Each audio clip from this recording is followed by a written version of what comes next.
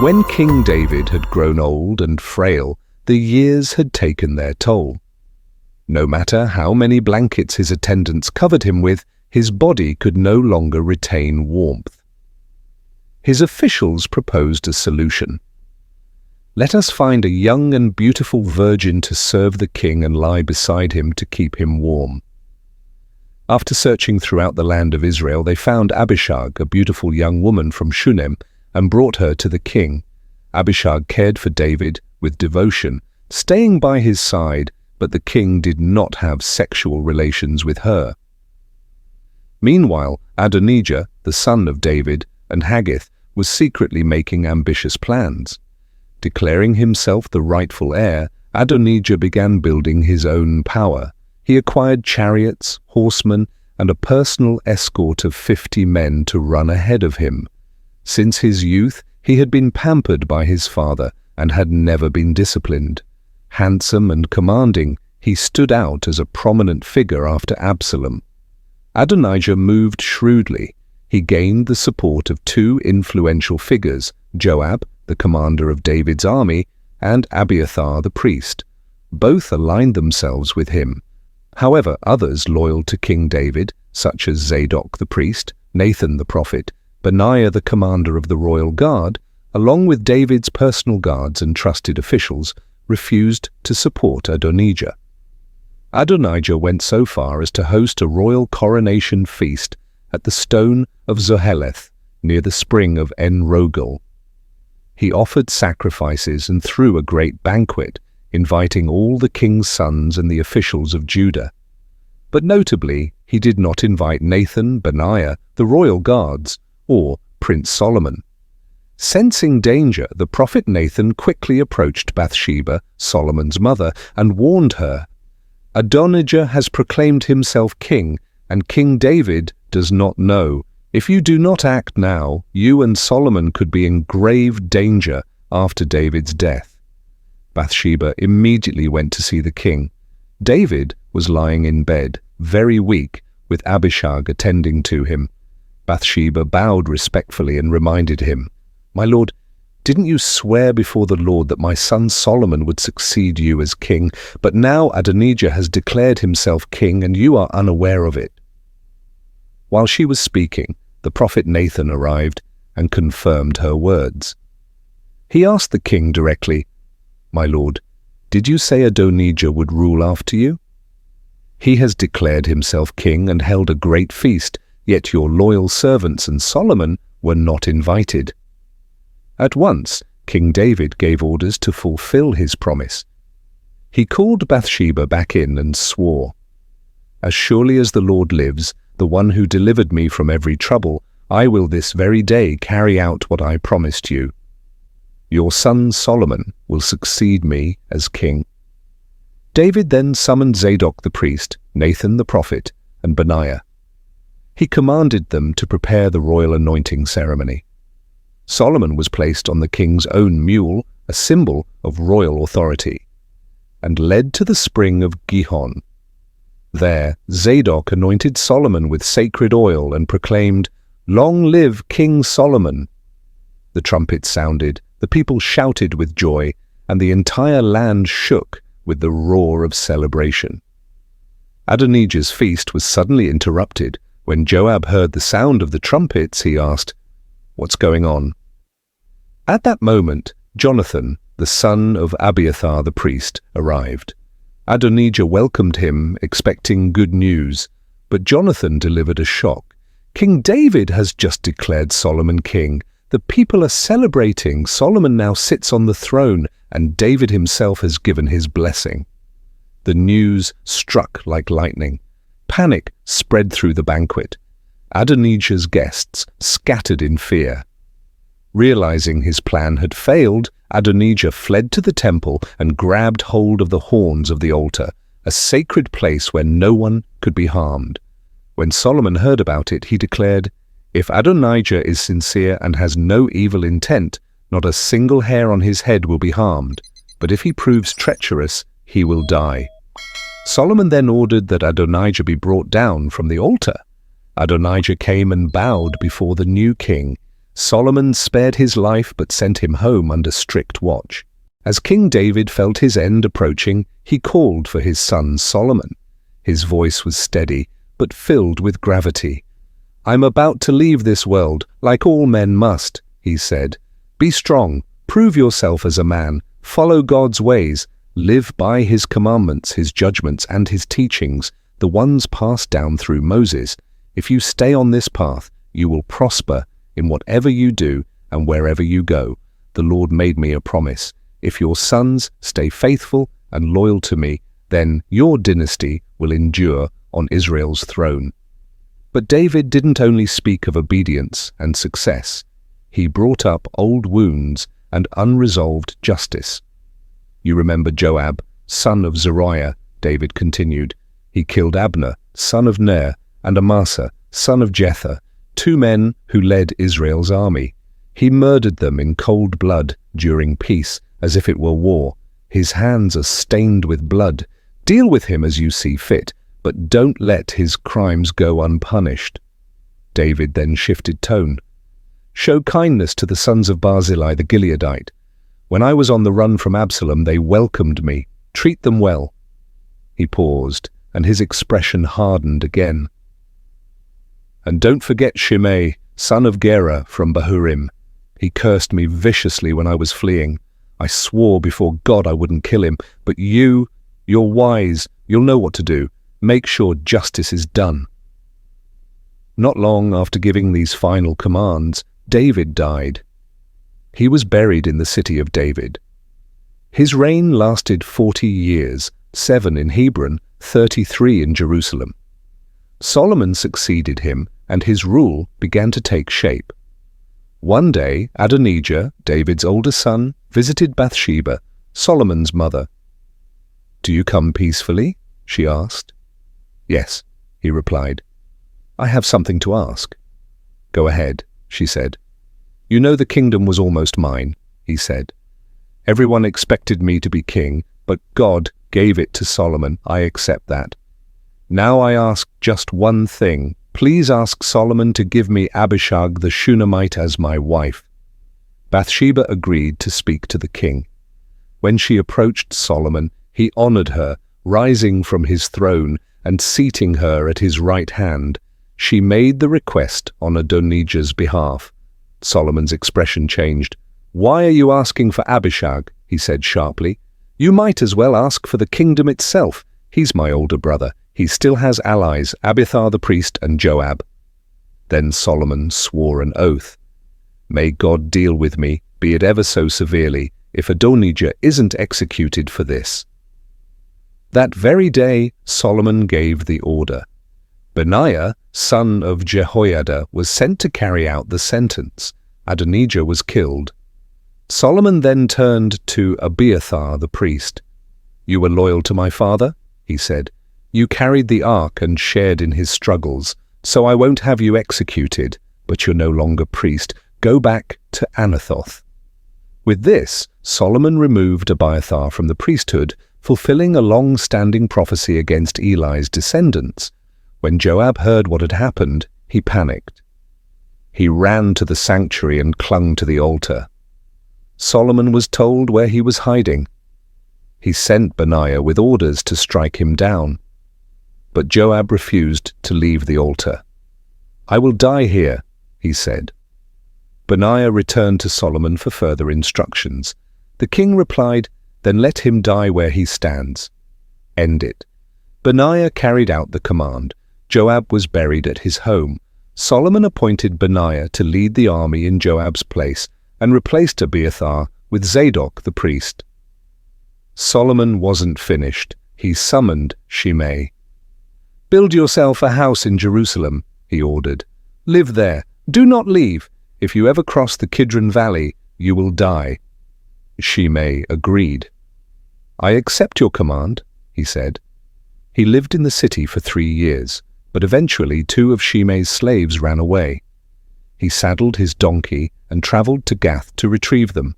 He brought them back, but the news reached Solomon. Shimei was summoned again. "Didn't I make you swear not to leave the city? Didn't I warn you clearly? You agreed to the terms. Why did you disobey?" Then Solomon reminded him of the past. "You know what you did to my father. Your guilt remains. Now it returns upon your own head." With that, Solomon gave the final order. Benaiah struck down Shimei. Through these actions, Solomon removed every threat to his throne. His power was established, justice was served, and the kingdom of Israel stood firm under his rule. Solomon made an alliance with the Pharaoh of Egypt by marrying his daughter. He brought her to the city of David while waiting for the completion of his own palace, the temple of the Lord, and the wall around Jerusalem. At that time, the people still worshipped at local high places, since no temple had yet been built to honor the name of the Lord. Solomon was devoted to the Lord and followed the teachings passed down from his father David. However, he too offered sacrifices and incense at these local shrines. Among them, the most well-known was Gibeon. Solomon traveled there to make offerings, and in a great act of devotion, he presented 1,000 burnt offerings on the altar. That night, while at Gibeon, the Lord appeared to Solomon in a dream.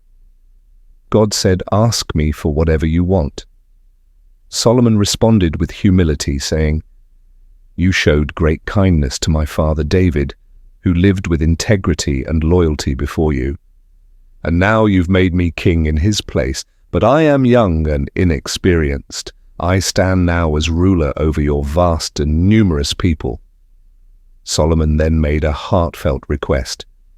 "Grant me a heart of understanding so I can lead your people wisely and distinguish between right and wrong. Who could govern this great people without your help?"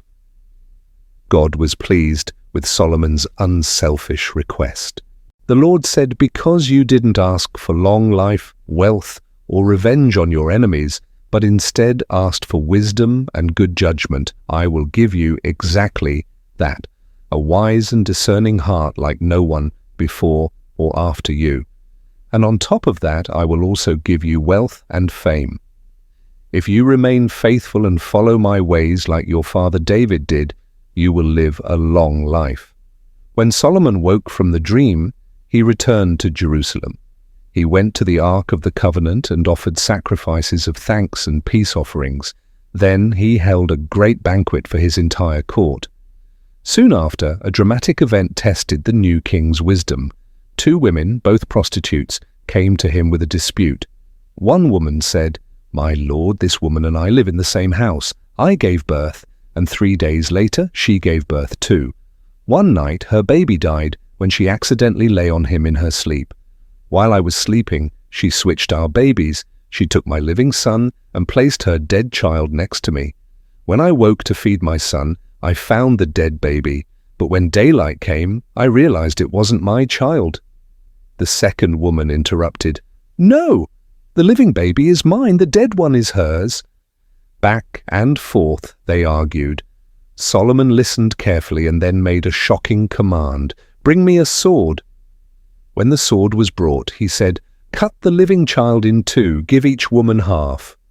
Immediately the true mother's heart cried out, "No, my lord, please give her the baby, just don't kill him." But the other woman coldly said, "If I can't have him, neither of us should. Go ahead, divide him." Then Solomon gave his judgment. "Do not kill the child, give him to the first woman. She is the real mother." News of Solomon's wisdom spread throughout Israel. People were in awe of his ability to judge justly, recognizing that the wisdom he showed came from God himself. King Solomon began his reign over Israel with strength, order, and divine favor. He established a government led by trusted and capable officials. Azariah, son of Zadok, served as priest. The royal secretaries were Elihoreph and Ahijah, sons of Shisha, and Jehoshaphat, son of Ahilud, recorded the kingdom's history. Benaiah, son of Jehoiada, commanded the army, while Zadok and Abiathar continued their priestly duties. Solomon appointed Azariah, son of Nathan, as regional overseer, and Zabud, also a son of Nathan, acted as the king's personal advisor. Ahishar managed palace affairs and Adoniram, son of Abda, supervised forced labor. To maintain consistent support for the royal court, Solomon set up 12 regional administrators across the land. Each governor was responsible for supplying food and provisions for the king's household 1 month out of the year. Their territories stretched from the highlands of Ephraim to the fortified cities of Bashan, covering the entire kingdom. Some, like Ben-Abinadab and Ahimaaz, were even connected to the royal family through marriage. The governor Geba held authority over a vast region alone, including former territories of defeated Amorite and Bashan kings. Under Solomon's rule, Israel and Judah thrived. The population became as numerous as the grains of sand by the sea. People lived in peace with all their needs met. They ate, drank, and lived in joy. Solomon ruled from the Euphrates River in the east to the border of Egypt in the southwest. Surrounding nations paid tribute and remained under his control throughout his lifetime. The entire region enjoyed peace and stability. The daily provisions for Solomon's palace were vast: 30 measures of fine flour, 60 measures of meal, 10 fattened cattle, 20 pasture-fed oxen, 100 sheep, and an array of wild game and poultry. His military strength was unmatched, with 40,000 stalls for chariot horses and 12,000 horsemen. The regional governors ensured supplies never ran short. They also brought barley and straw to the proper places for the royal horses. But what truly distinguished Solomon wasn't just wealth or power, it was his wisdom. God granted him extraordinary understanding and insight beyond measure. His knowledge surpassed even the great minds of the East and the famed wisdom of Egypt. He was wiser than anyone of his time, even greater than Ethan the Ezrahite, Heman, Calcol, and Dada. His fame spread to all surrounding nations. Solomon's contributions extended into the arts and sciences. He composed 3,000 proverbs and wrote over 1,000 songs. He had deep knowledge of nature. He understood the great cedars of Lebanon and the tiny hyssop plant growing in stone walls. He could speak about mammals, birds, reptiles, and fish with expertise. People from every nation sent envoys to listen to Solomon's words. These were not ordinary visitors, but dignitaries sent by kings who had heard of his reputation and were eager to hear his wisdom firsthand. When King Hiram of Tyre heard that Solomon had succeeded his father David as king of Israel, he immediately sent envoys to express his goodwill. Hiram had always enjoyed a strong and respectful relationship with David, and now he extended the same friendship to David's son. In response, Solomon sent a thoughtful message to King Hiram. "You know that my father, King David, was unable to build a temple for the Lord his God because of the constant warfare he faced throughout his reign. The Lord had not yet subdued all of Israel's enemies, and the land was in turmoil. But now the Lord my God has granted us peace on every side. There is no threat, no enemy, no unrest. I believe the time has come to fulfill the promise the Lord made to my father. Your son, who will sit on your throne, will build a house for my name. And so I am ready to build that temple." Solomon continued with a request.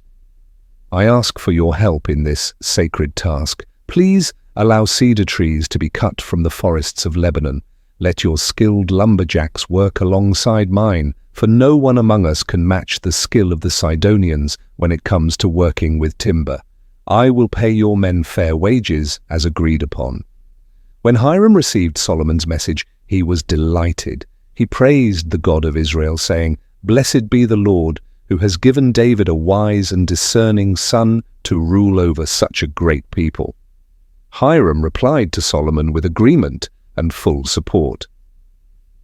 "I have heard your request, and I will provide the cedar and pine logs you need. My workers will cut the timber in the forests of Lebanon, and we will float the logs by sea to whatever port you choose. There, the logs will be broken apart for easy transport. All I ask in return is that you provide food for those serving me." Thus a great alliance was formed. Hiram supplied all the timber Solomon required, both cedar and pine. In return, Solomon sent him 20,000 measures of wheat and 20,000 measures of pure olive oil each year as part of their agreement. This exchange became the foundation of a peaceful and prosperous treaty between the two kings. As God had promised, Solomon was blessed with wisdom, and that wisdom was now guiding the construction of one of Israel's greatest undertakings. To carry out this massive project, King Solomon organized a labor force of 30,000 men from all over Israel. He divided them into 3 rotating groups. Each group worked 1 month in Lebanon and then returned home for 2 months of rest. Adoniram was appointed as the overseer of this workforce. Beyond these men, Solomon also employed 70,000 laborers to carry loads and 80,000 stonecutters who worked in the mountains, carving out enormous foundation stones for the temple. Additionally, there were 3,300 foremen in charge of supervising both the laborers and the craftsmen. Under the king's direction, vast blocks of high-quality stone were transported for the temple's foundation. Solomon's workers, together with the skilled builders sent by Hiram and the craftsmen from the city of Gebal, collaborated closely. They prepared the timber and stones with precision and care, readying all the materials for the construction of the house of the Lord. It was a time of unity, craftsmanship, and devotion. Israel and Tyre working side by side, laying the foundation for a temple that would become one of the greatest symbols of faith in history. 480 years after the people of Israel had been delivered from slavery in Egypt, during the 4th year of King Solomon's reign, in the month of Ziv, the 2nd month of the Hebrew calendar, Solomon began the monumental task of building the temple of the Lord in Jerusalem. The temple was designed with precision and grandeur. Its main hall measured 60 cubits in length, 20 cubits in width, and 30 cubits in height, roughly 27 meters long, 9 meters wide, and over 13 meters high. Along the front of the temple stood a portico that stretched across the full width of the building, projecting outward by 10 cubits. Windows were narrow and high, fitted with lattice work to allow light in while maintaining structural strength. Along the outside walls, Solomon had an annex constructed, 3 levels of side rooms supported by ledges built into the temple's outer wall. The first floor was about 2.1 meters wide, the second slightly broader, and the third even wider. Clever engineering that allowed the walls to bear the structure's weight without weakening the main sanctuary. What stood out most was the silence at the building site. The stone blocks used to construct the temple were cut and shaped entirely at the quarry before being brought to Jerusalem. No sound of hammer or chisel echoed through the sacred construction zone.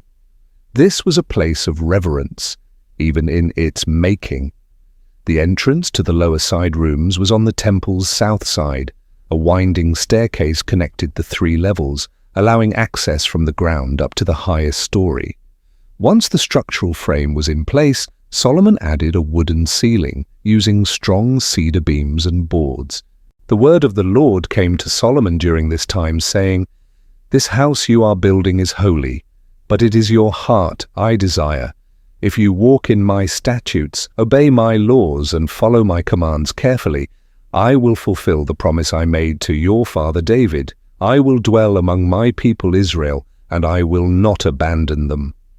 Solomon continued his work, lining the entire interior with cedar from floor to ceiling. The flooring itself was made of high-quality pine boards. At the rear of the temple, he designated a 20-cubit section, about 9 meters, as the most holy place, or the inner sanctuary, the sacred dwelling of the Ark of the Covenant. This sanctuary was a perfect cube, 20 cubits long, wide, and high. Everything inside was overlaid with pure gold, including the altar. Gold covered the walls, the floors, even the ceilings. Gold chains marked the entrance to the inner sanctuary, and the lavish use of gold gave the entire room a radiant, awe-inspiring glow.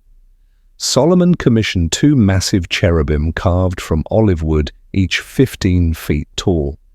Their wings, each over 7 feet wide, stretched across the sanctuary. Together their wings spanned wall to wall, with their tips touching both walls and each other at the center of the room. Like the rest of the sanctuary, the cherubim were covered in gold. The walls of both the inner and main sanctuaries were adorned with carvings, cherubim, palm trees, and flower blossoms, giving the temple an organic, divine beauty. No stone was visible. Everything was covered in wood and precious metal. For the entrance to the inner sanctuary, Solomon made double doors of olive wood set within 5-sided doorposts. These doors, too, were richly carved and gilded with gold. The entrance to the main hall had similar craftsmanship, olive wood doorposts and folding pine doors decorated and overlaid with hammered gold. He constructed the inner courtyard with great care, using 3 layers of hewn stone and topping them with cedar beams. Every detail was meticulously planned, and everything was built exactly as intended. The foundation of the Lord's temple was laid in Solomon's 4th year of reign, during the month of Ziv. 7 years later, in the 8th month, known as Bul, of Solomon's 11th year as king, the work was completed. Every feature, every ornament, and every instruction had been fulfilled. The house of the Lord now stood in Jerusalem, majestic and complete. It took Solomon an additional 13 years to complete his royal palace. Among its structures was the grand palace of the Forest of Lebanon, an architectural marvel measuring 150 feet long, 22.5 feet wide, and 13.5 feet high. This palace featured 4 rows of cedar columns supporting 45 beams, 15 in each row. Above them lay cedar-paneled ceilings. The palace was lined with triple sets of windows facing each other, and the doors were perfectly aligned in a symmetrical layout. In front of this palace, Solomon built a spacious hall with columns, and beyond that, another courtyard with a roof extending over the pillars. This space included the Hall of Justice, also known as the Throne Hall, where Solomon heard legal cases and rendered judgments. Like the other structures, the hall was fully paneled with cedar from floor to ceiling. Solomon's own residential palace stood behind the Hall of Justice, constructed in a similar style. He also built a separate residence for Pharaoh's daughter, whom he had married, showcasing the same level of detail and grandeur. No expense was spared. Every stone, from the foundation to the highest walls, was carefully cut, polished, and precisely fitted. Some foundation stones were as massive as 10 to 15 feet thick, layered with high-grade stones and cedar beams. The palace complex was surrounded by a great courtyard wall made from 3 layers of stone and 1 of cedar planks, mirroring the inner courtyard of the Lord's temple. To complete the temple's bronze work, Solomon called for Huram from Tyre. Huram was a master craftsman, born to a widow from the tribe of Naphtali. His father, a Tyrian metalworker, had passed down to him rare skills in bronze craftsmanship. Huram was capable of intricate and large-scale work, and he undertook all the bronze designs for Solomon. He began with 2 enormous bronze pillars, each 26 feet tall and 16 feet in circumference. For the tops of the pillars, he made 2 capitals, each 7 feet high, shaped like lilies. These capitals were adorned with intricate lattice work, chains, and 2 rows of 200 decorative bronze pomegranates. Solomon placed the pillars at the entrance of the temple portico. He named the southern one Jachin, meaning he establishes, and the northern one Boaz, in him is strength, symbolizing divine stability and security. Next, Huram created a massive round basin called the sea, cast in bronze. It measured 12 feet across, 7 feet high, and 40 feet around. Just below its rim were 2 rows of ornamental gourds cast as part of the basin. The sea rested on the backs of 12 bronze bulls, arranged in groups of 3 facing north, south, east, and west. The tank's bronze walls were 4 fingers thick, and its rim was shaped like a lily blossom. This giant basin could hold up to 4,000 liters of water. Huram also crafted 10 mobile bronze stands, each 6 feet square and 4 feet tall. The sides were decorated with panels featuring engraved images of lions, oxen, and cherubim. Above and below the panels were garlands cast in bronze. Each stand was mounted on 4 bronze wheels, like those of a chariot, and had axles attached underneath. A circular frame, 18 inches deep, sat atop each stand. The workmanship was consistent across all 10 stands, which were made from the same mold. Each stand carried a bronze basin capable of holding around 200 gallons. The basins measured 6 feet across. Solomon placed 5 stands on the south side of the temple and 5 on the north. The large sea basin was positioned in the southeast corner. Huram completed all the remaining bronze tools and utensils for temple worship: buckets, shovels, and basins. Altogether he produced 2 massive pillars, 2 ornate capitals, 2 chain sets for decoration, 400 pomegranates, 10 stands and 10 basins, the large sea basin supported by 12 bulls, numerous bronze tools and worship implements. All these items were cast in clay molds in the Jordan Valley, between Succoth and Zarethan. The volume of bronze used was so great that no one even attempted to weigh it. Solomon also oversaw the creation of all the gold furnishings for the temple of the Lord. These included the golden altar of incense, the table for the bread of the presence, 10 golden lampstands, 5 on each side of the inner sanctuary, golden flowers, lamps and tongs, pure gold bowls, wick trimmers, sprinkling basins, censers, gold hinges for the temple doors, including the most holy place. At last, Solomon's monumental project, the house of the Lord, was finished. He then brought in all the sacred items that his father David had set apart, the silver, gold, and holy utensils. These were placed in the temple's treasury, completing the vision David had begun and Solomon had fulfilled. After years of planning and labor, the time had come to dedicate the magnificent temple of the Lord. King Solomon summoned all the elders of Israel, the leaders of the tribes, and the heads of ancestral clans to gather in Jerusalem. Their mission? To bring the Ark of the Covenant of the Lord from Zion, the city of David, into the new temple. It was during the 7th month, the month of Ethanim, at the Great Autumn Festival. All of Israel assembled before Solomon in celebration. With great reverence, the priests carried the sacred ark, along with the tent of meeting and the holy items used in worship. Solomon and the entire community of Israel stood before the ark, offering countless sacrifices of sheep and oxen, so many that they could not even be numbered. The priests brought the ark into the inner sanctuary, the most holy place, and placed it beneath the wings of the great cherubim. Their wings stretched over the ark, shielding it as a divine covering. The poles used to carry the ark were so long that their ends could be seen from just outside the inner chamber, though not visible from the outer courts. These sacred poles remain there to this day. Inside the ark were the 2 stone tablets, the very ones Moses placed there at Mount Horeb, where the Lord made a covenant with the people of Israel after rescuing them from slavery in Egypt. As the priests left the most holy place, a thick cloud filled the temple. The priests could not continue their duties because the glory of the Lord had filled the house so completely. This cloud was a visible sign of God's presence, a divine mystery hidden in holy darkness.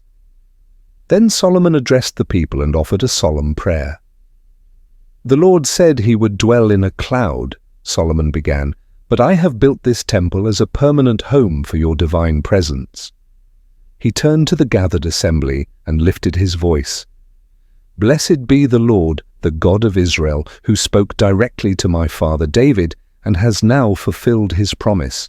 From the day he brought Israel out of Egypt, he had not chosen a specific city or temple, but he chose David to lead his people. And though my father desired to build the temple, the Lord told him it would be his son who would accomplish it. That promise is now fulfilled. I have succeeded my father David and have built this house to honor the Lord, the God of Israel." Solomon then stood before the altar, in full view of the people, raised his hands to heaven, and offered a deep, heartfelt prayer. "O Lord, God of Israel, there is no one like you in heaven or on earth. You are faithful to your covenant and show steadfast love to those who walk sincerely before you. Today, we see the fulfillment of your promise to David. Let your word to him continue. May his descendants remain on the throne as long as they walk in your ways." Solomon continued, "But can God truly dwell on earth? Even the heavens cannot contain you, much less this temple I have built. And yet, O Lord my God, I plead with you, hear the prayer I offer today. May your eyes be upon this temple day and night, the place where your name dwells. Hear the prayers of your servant and of your people Israel, and when they pray toward this place, hear from heaven and forgive." His prayer covered every situation: when one person wrongs another and seeks justice, when the people are defeated in battle because of their sin, when droughts strike due to disobedience, when famine, disease, or disaster come upon the land. Solomon asked that God would hear from heaven, forgive, and heal. He even interceded for foreigners, those from distant lands, who would hear of the Lord's great name and come to pray at the temple. "May you answer them," Solomon pleaded, "so that all peoples of the earth will know your name and worship you, just as Israel does." He prayed for protection and favor when the people go to war, and for mercy when they sin and are taken into exile. "When they come to their senses in a foreign land," he said, "and turn back to you in sincere repentance, hear their prayers, forgive their sins, and restore them."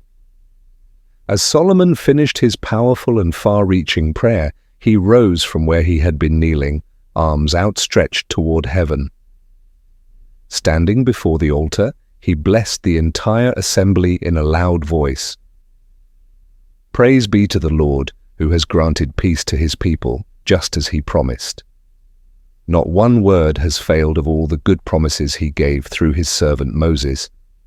May the Lord our God be with us as he was with our ancestors. May he never leave us or forsake us.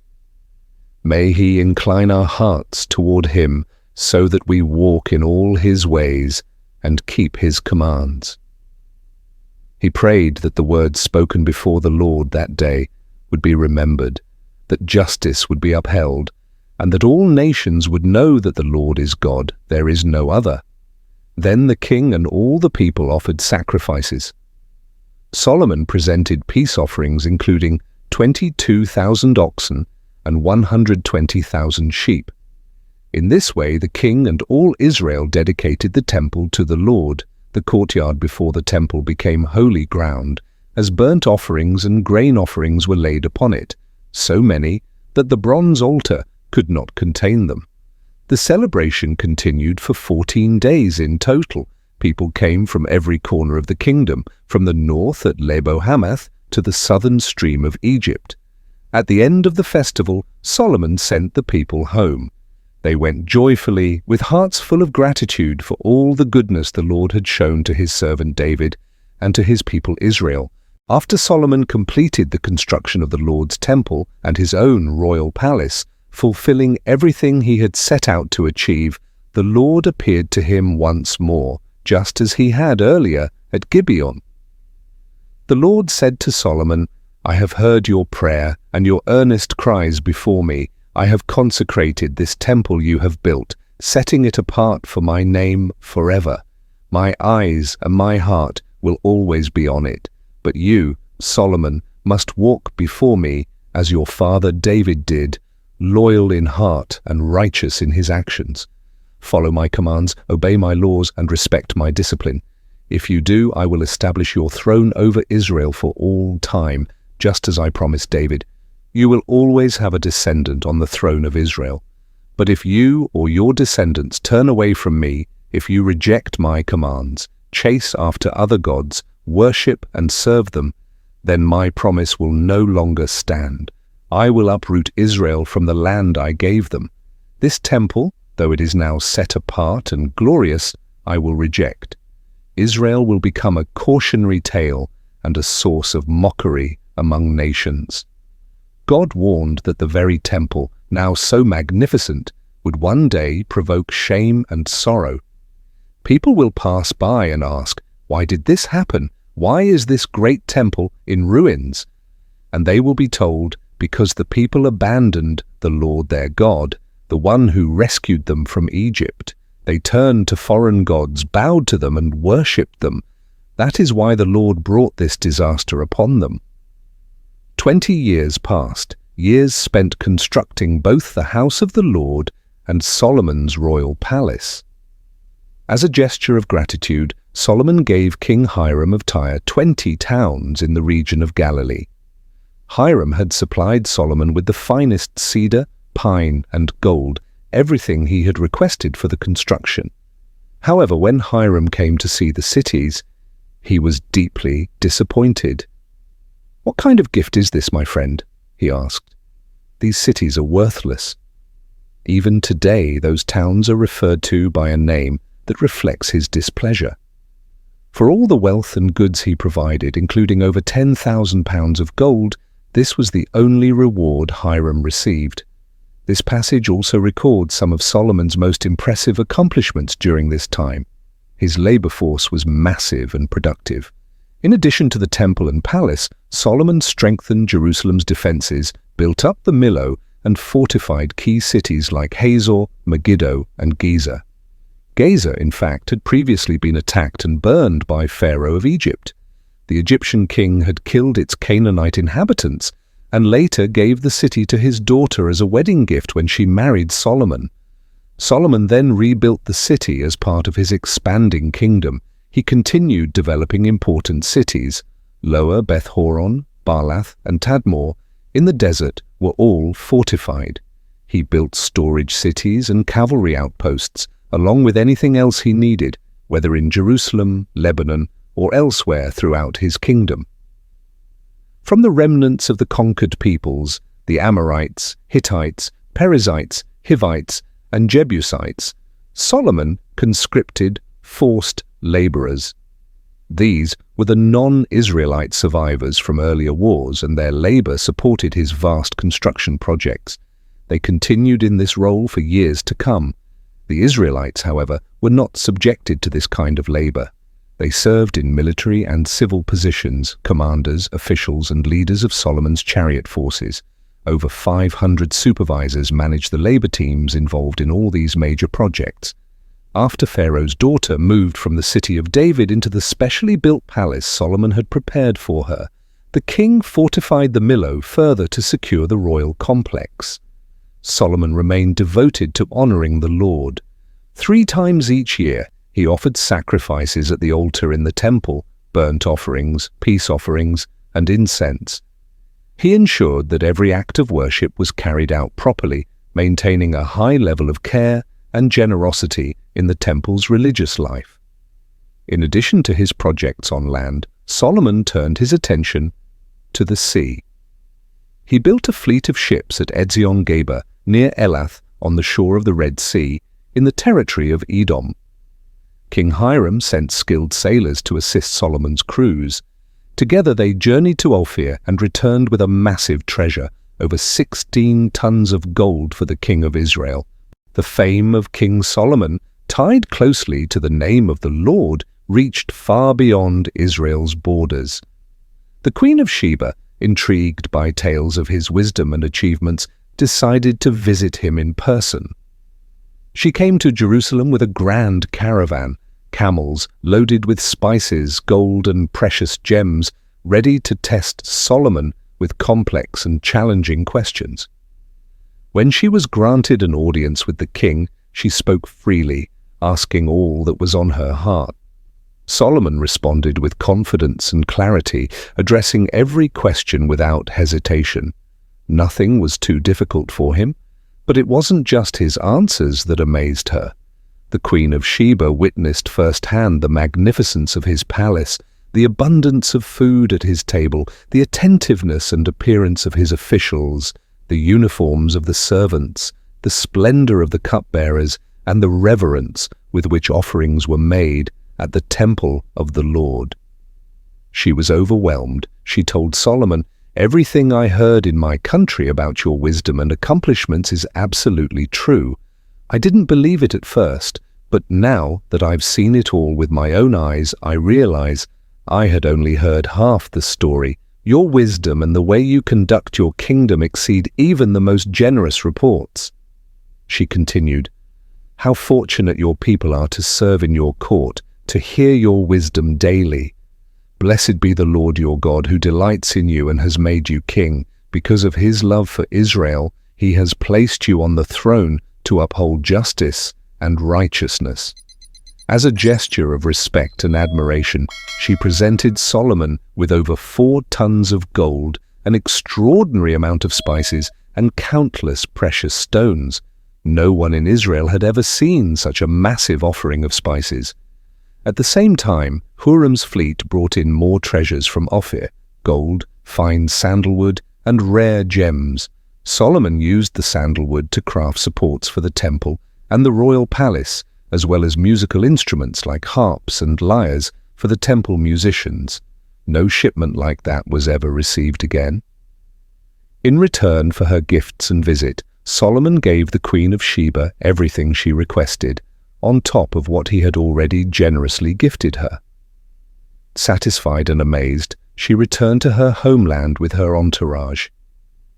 Each year, Solomon received around 25 tons of gold. This didn't even include income from trade, taxes, or tributes from surrounding nations. To display his wealth, Solomon had 200 large shields made of hammered gold, each weighing over 7 pounds, and 300 smaller shields weighing around 4 pounds each. He stored them in the palace of the forest of Lebanon. Solomon's throne was another marvel, crafted from ivory and overlaid with pure gold. It had 6 steps leading up to it, a rounded back, and lions standing beside each armrest. More lions were placed on each of the 6 steps, making the throne unlike anything in the known world. All the drinking vessels in Solomon's palace were made of pure gold. In fact, silver had become so common in his kingdom that it was considered nearly worthless.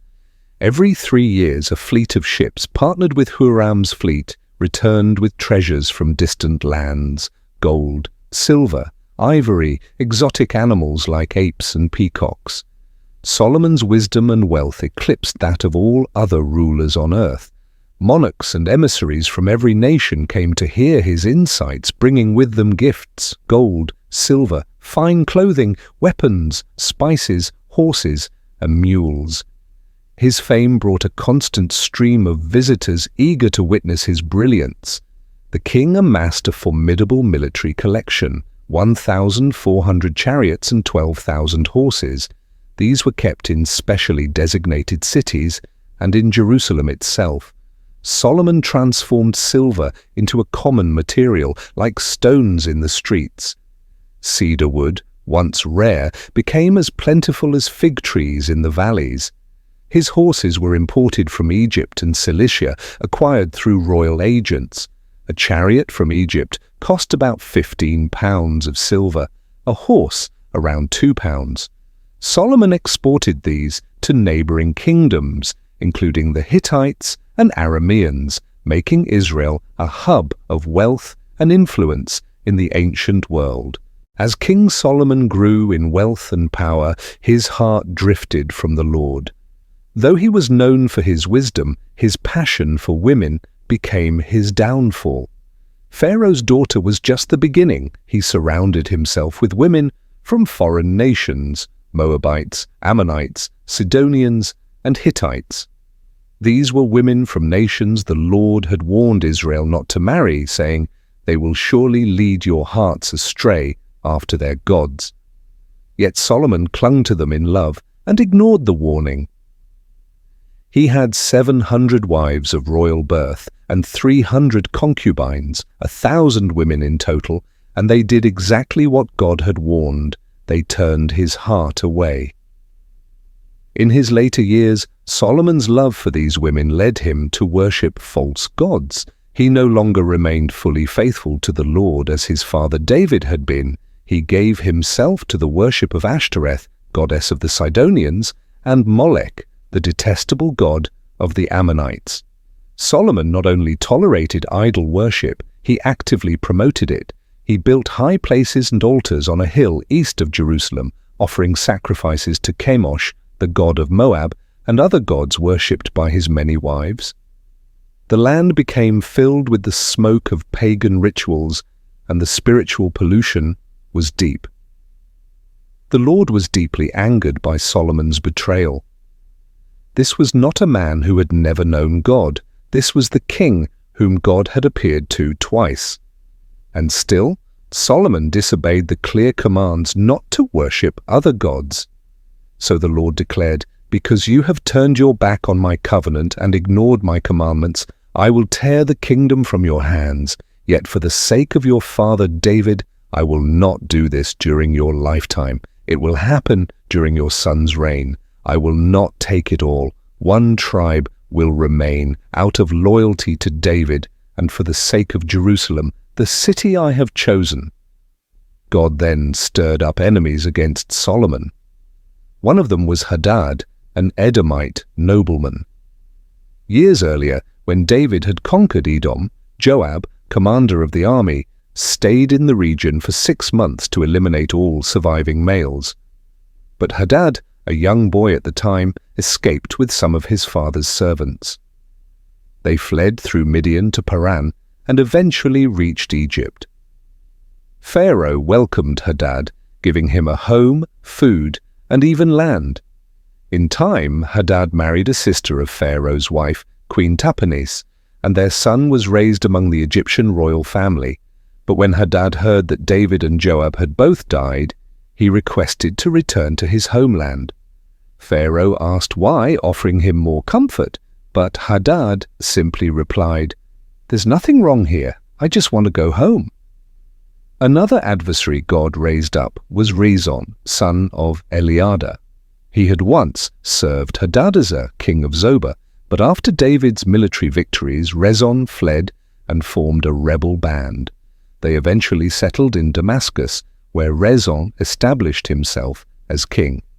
Both Hadad and Rezon were persistent threats to Israel throughout Solomon's reign, but perhaps the greatest threat came from within, Jeroboam, son of Nebat. A skilled worker from the tribe of Ephraim, Jeroboam served in Solomon's administration and was appointed over forced labor for the tribes of Joseph. He was known for his talent and leadership, but his loyalty would not last. One day, as Jeroboam was walking outside Jerusalem, he met Ahijah the prophet from Shiloh. Ahijah wore a new cloak. In a symbolic act, he tore it into 12 pieces and gave 10 of them to Jeroboam. The prophet declared, "This is what the Lord, the God of Israel, says. I am about to tear the kingdom from Solomon's hand and give you 10 tribes. One tribe will remain with Solomon's son for the sake of my servant David and for Jerusalem, the city I have chosen." The reason? Solomon had turned away from God and followed Ashtoreth, Chemosh, and Molech, gods of foreign nations. He no longer obeyed God's laws or walked in his ways as David had. Still, God would honor his promise to David. Solomon would remain king during his lifetime, but his son would lose the kingdom, keeping only one tribe as a witness to God's covenant with David. Ahijah then spoke directly to Jeroboam, "If you follow my commands, live according to my ways, and do what is right in my eyes, I will establish your kingdom. You will rule over Israel, and I will be with you as I was with David. Though I will afflict David's descendants, it will not be forever." When Solomon learned of the prophecy, he sought to kill Jeroboam. But Jeroboam fled to Egypt and found refuge under Pharaoh Shishak, where he remained in exile until Solomon's death. The rest of Solomon's deeds, his wisdom, accomplishments, and failures are recorded in the book of the Chronicles of Solomon. He ruled Israel from Jerusalem for 40 years. When he died, he was buried in the city of David, and his son Rehoboam took the throne.